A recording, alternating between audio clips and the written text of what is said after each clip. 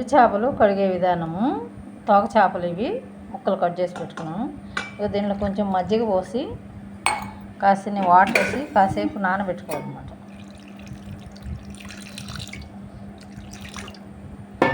ఒక 10 నిమిషాలు నానబెట్టుకున్న తర్వాత వీటిని బాగా కడిగితే ఉప్పు కొంచెం తగ్గిపోద్ది. ఉప్పు చేపలు కదా ఇవి, ఉప్పు కొంచెం తగ్గిపోతుంది, అంత ఉప్పుగా లేకుండా ఉంటాయి.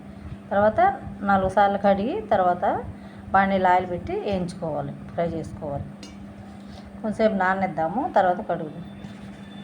నీట్గా 4 సార్లు కడిగి పెట్టుకున్న ఈ చేపల్ని బాండీలో ఆయిల్ పోసి, ఇది ఒక చిట్టు ఆయిల్ పోసాను.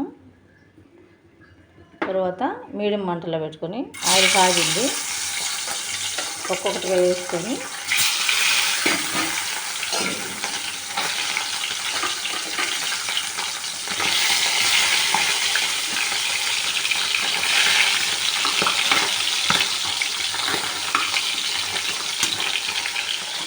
ఒక సైడ్ కాగినాక రెండో సైడు తిప్పేస్తున్నాము.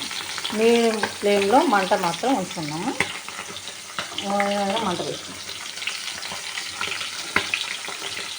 ఈ పప్పులతోటి చేపల ఫ్రై చాలా బాగుంటుంది.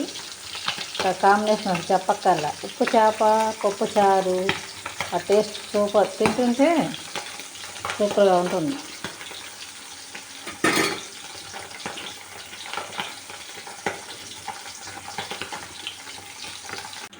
ఎండు చేపలు ఒక సైడ్ కాలని, తోక చేపలు రెండో సైడ్ కాలుతున్నాం.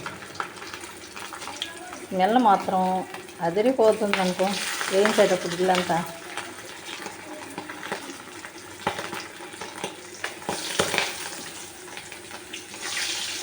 రెండో సైడ్ టర్న్ చేసుకొని ఇలా గోల్డెన్ బ్రౌన్ కలర్ వచ్చేలాగా కాల్చుకోవాలి.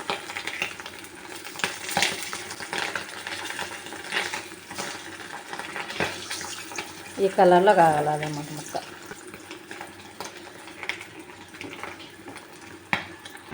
చేప ముక్కలు కాలని తీసేస్తున్నాము. మాడకుండా చేసుకోవాలి. ఇది కూడా చూడు, రెండో సైడ్ కూడా కాలని.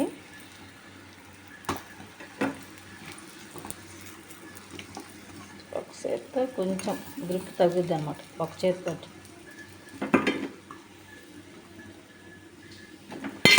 అలాగే మిగతా ముక్కలు కూడా అలాగే వేసేసుకుంటాం.